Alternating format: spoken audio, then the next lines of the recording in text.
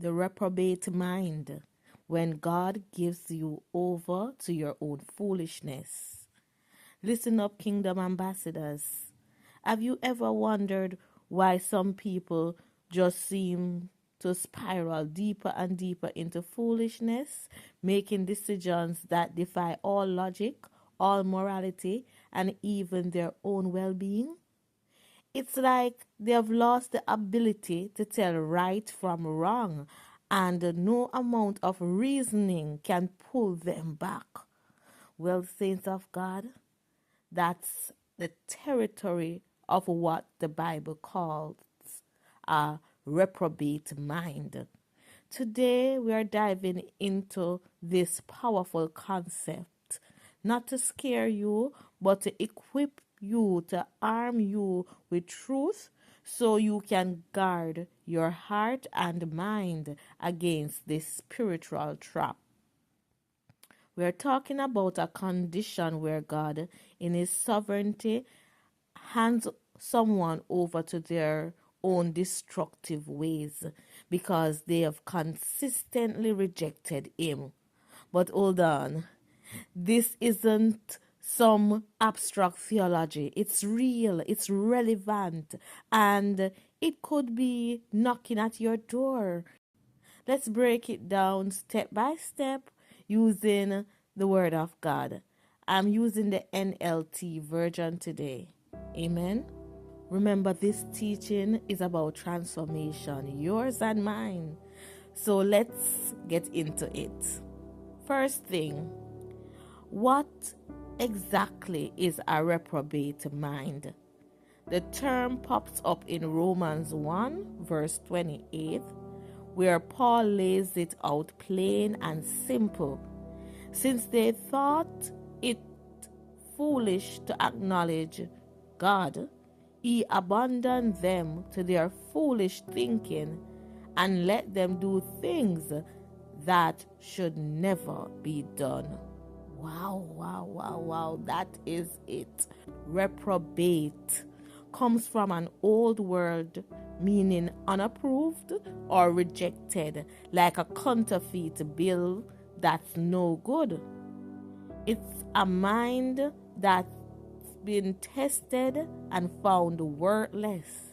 Not because God is cruel, but because the person has willfully turned away from truth. It's not an overnight thing, it's a process.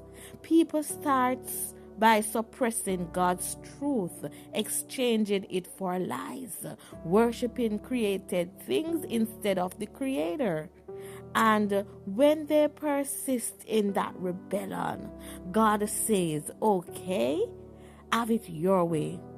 He removes his protective restraint, and their mind becomes a playground for depravity, twisted logics, moral confusion, and actions that lead straight to destruction. Think of it like this. Imagine your mind as a ship at sea. God is the anchor and the compass. Reject Him long enough and you're adrift in a storm, crashing into every rock. Now, to make things interesting, let's paint a picture with a real life analogy. Picture a guy who is addicted to gambling. At first, he knows it's wrong, stealing from his family, lying to cover his tracks, but he ignores that inner voice, that conviction from the Holy Spirit. Over time, he justifies it. It's just entertainment. Or, I'll win big next time. Eventually, his mind twists so much that he sees borrowing money he can't repay as smart investing. That's the reprobate mind in action, calling evil good and good evil, as Isaiah 5:20. Calling evil good and good evil, as Isaiah 5 verse 20 warns. This isn't just about personal voice.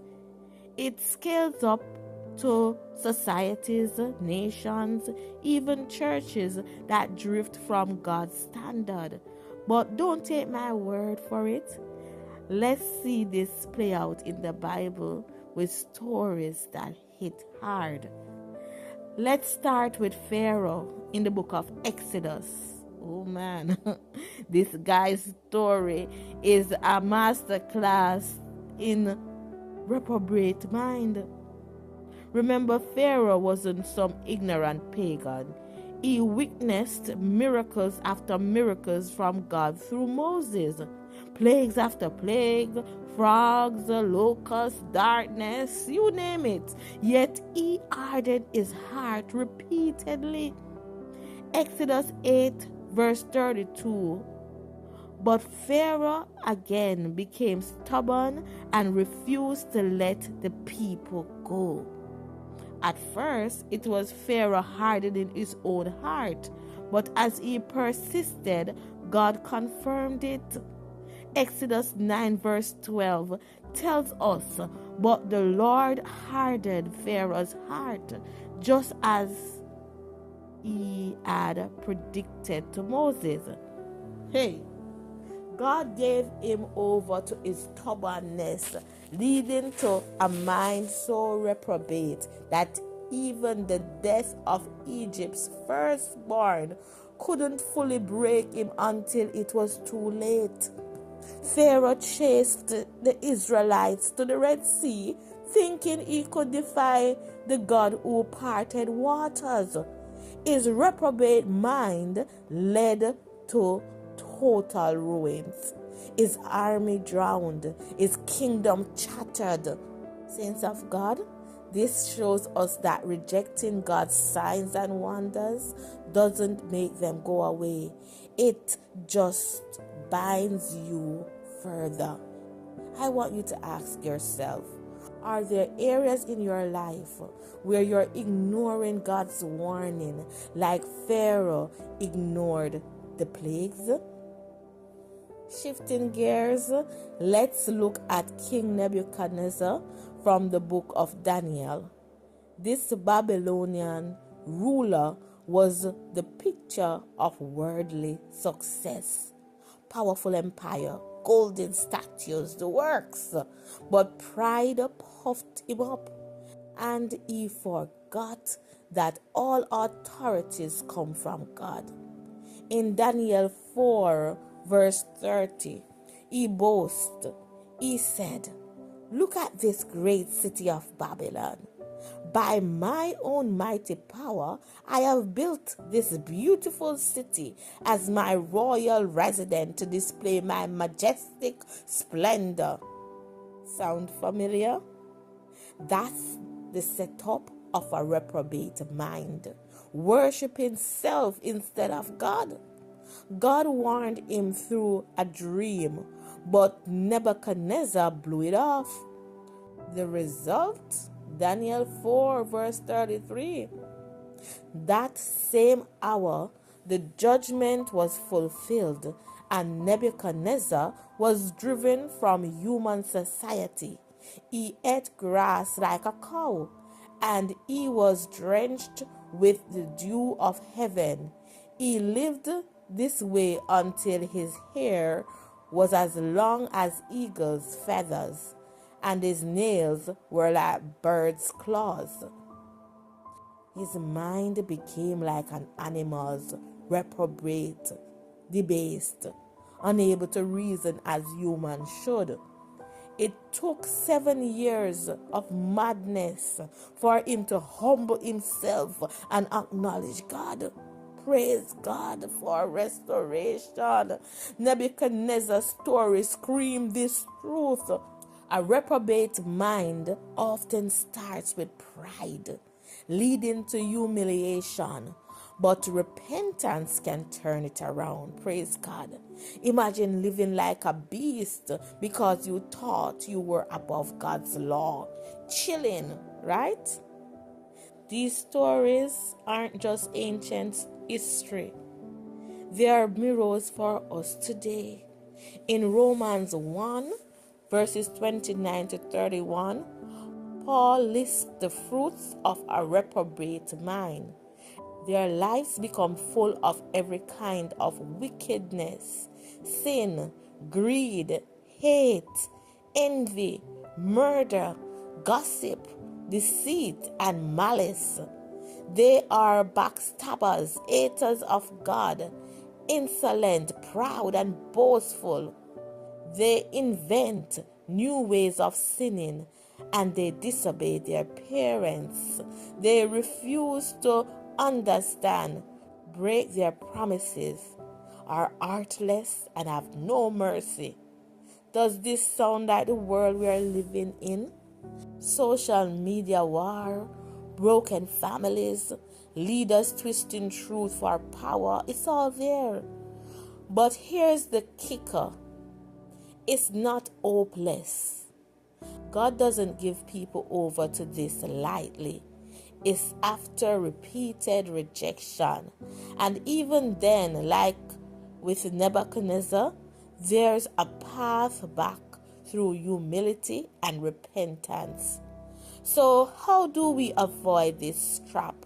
Start by renewing your mind daily. As Romans 12 verse 2 urges, don't copy the behavior and the customs of this world, but let God transform you into a new person by changing the way you think. Then you will learn to know God's will for you, which is good and pleasing and perfect. Guard your inputs, what you watch, listen to, who you hang with. Fill up on God's word, pray without ceasing, and stay accountable in a community of believers. If you're sensing that twist in your thinking, cry out like the psalmist in Psalms 51 verse 10. Create in me a clean heart, O God. Renew a loyal spirit within me. Don't wait for the plagues or the madness. Turn now. In closing, my brothers and sisters in Christ, the reprobate mind is a serious warning, but it also a call to deeper intimacy with God. He's not out to condemn you, but to save you from yourself. If Pharaoh and Nebuchadnezzar teach you anything, it's that persistence in sin leads to spiritual blindness, but God's mercy is still greater. Praise God. Examine your heart today. Where have you been resisting Him? Repent, renew, and reclaim the mind of Christ. Let's pray. Abba Father, protect our minds from reprobation. Renew us by your Spirit and help us walk in your truth in the name of Jesus Christ.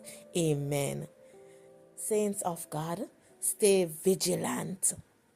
Your mind is your battleground. Amen.